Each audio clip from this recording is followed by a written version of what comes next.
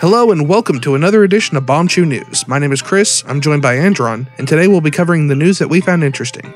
Ubisoft has teased their next crossover event for Wildlands. We hear Sam Fisher of the Splinter series, voiced by a returning Michael Ironside, being sent on a mission to Bolivia with the help of the Ghosts. They didn't reveal much else unfortunately, with Ubisoft stating that full details would be revealed on April 9th, right before their launch of Season 2 content for Wildlands. I was always a big fan of the Splinter Cell series, and it's nice to see them use Sam Fisher in something, even if it's not a new Splinter Cell game.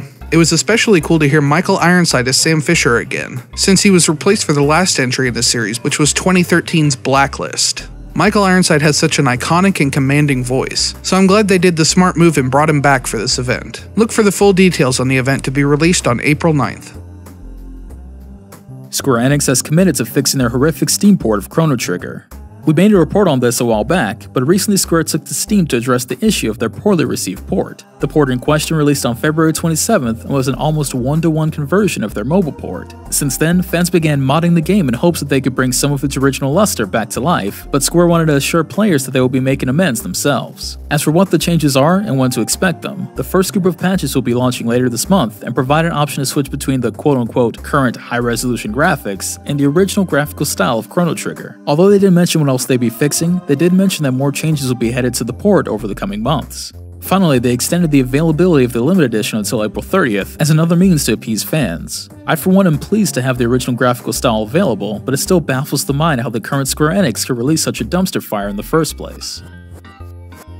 Rumors of an HD Spyro remake have finally been confirmed as the first trailer has hit the web. Spyro Reignited Trilogy brings Spyro the Dragon, Spyro 2 Ripto's Rage, and Spyro Year of the Dragon to current generation consoles in beautiful high-resolution and widescreen magic. The developer handling the revival, Toys for Bob, have been working with Activision on the Skylander games for years and seem to have done a great job bringing the dragon back to life. There are some rumors circling of a Switch version in the works, but as of right now, Spyro Reignited Trilogy will be available on both PS4 and Xbox One with a release date of September 21st, 2018. Since both Crash and Spyro now have their own shiny remastered collections, maybe we'll see some new games in the near future from both of them.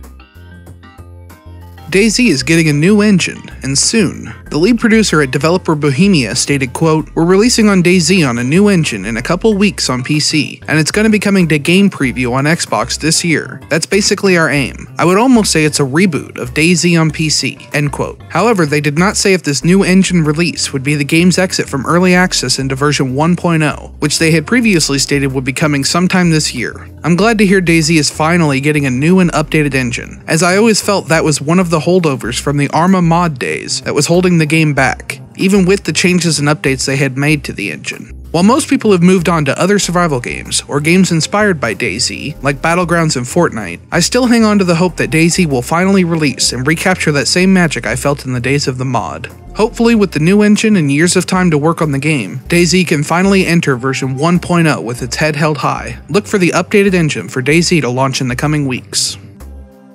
Well, that's all the news that we found interesting today. Let us know what you thought about it down in the comments below, and we'll see you next time.